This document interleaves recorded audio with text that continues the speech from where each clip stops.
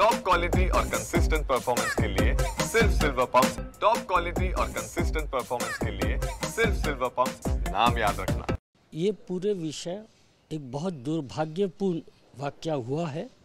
ऐसा शहर में नहीं होना चाहिए। ये तो अच्छा है कि एकदम समय के ऊपर ही पुलिस ने जो व्यवस्था को संभाल ली तो एक बड़ा नुकसान होने से बच गया।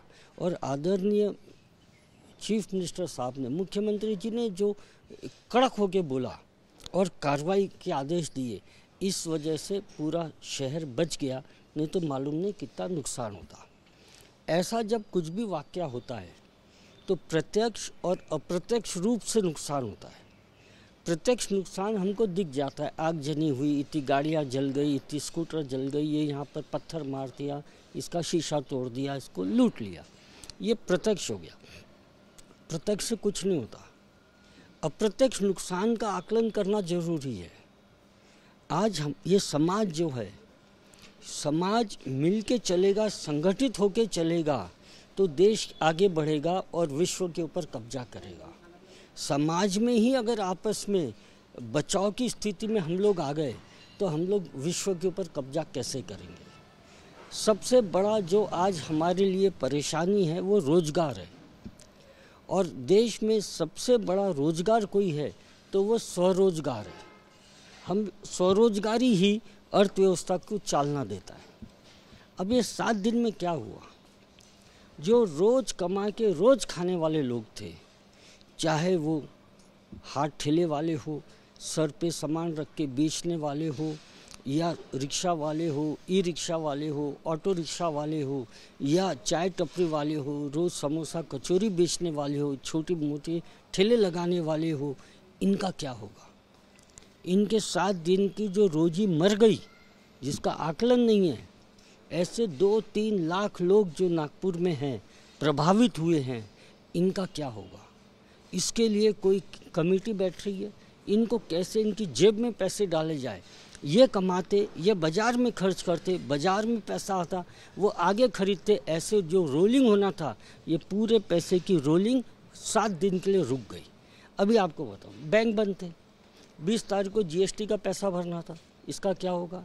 अब मेरे व्यापारियों को तो पेनल्टी लगेगी, ब्याज लगेगा, इसके लिए कुछ सोचा हमने इनके लिए, इसके लिए इनको कोई। कितने व्यापारी होंगे? 20 तारीख लास्ट डेट थी। 20 तारीख लास्ट डेट थी, नहीं तो भी 10 से 1 हज़ार लोगों को इसका असर पड़ गया। इसका क्या होगा।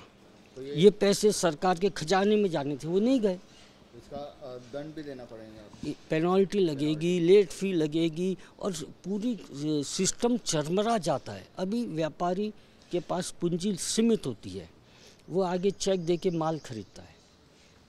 अब क्या हो गया, बैंक भी बंद हो गए, माल भी बिक रहा नहीं, तो घर में ही माल रह गया और वो चेक बाउंस होकर चले जाएंगे।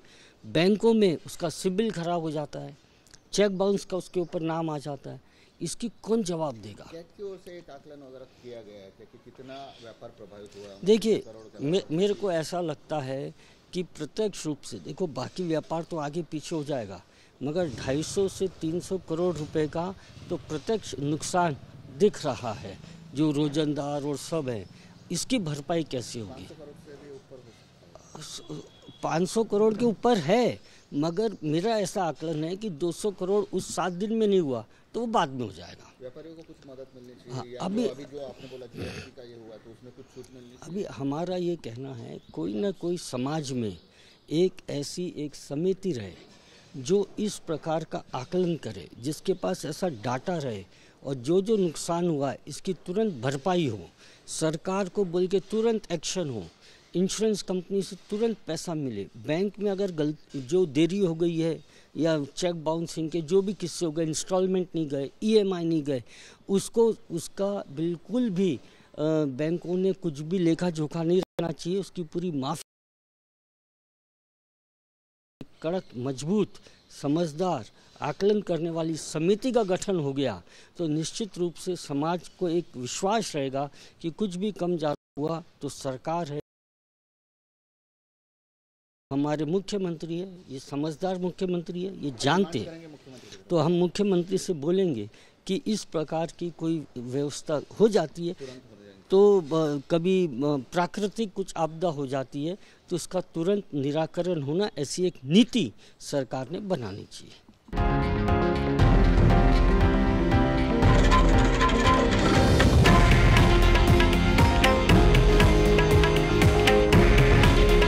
हे आहे देशातील नंबर 1 न्यूज नेटवर्क आणि आपण पाहत आहात TV9 मराठी। काळजी तुमची, हित महाराष्ट्राचं।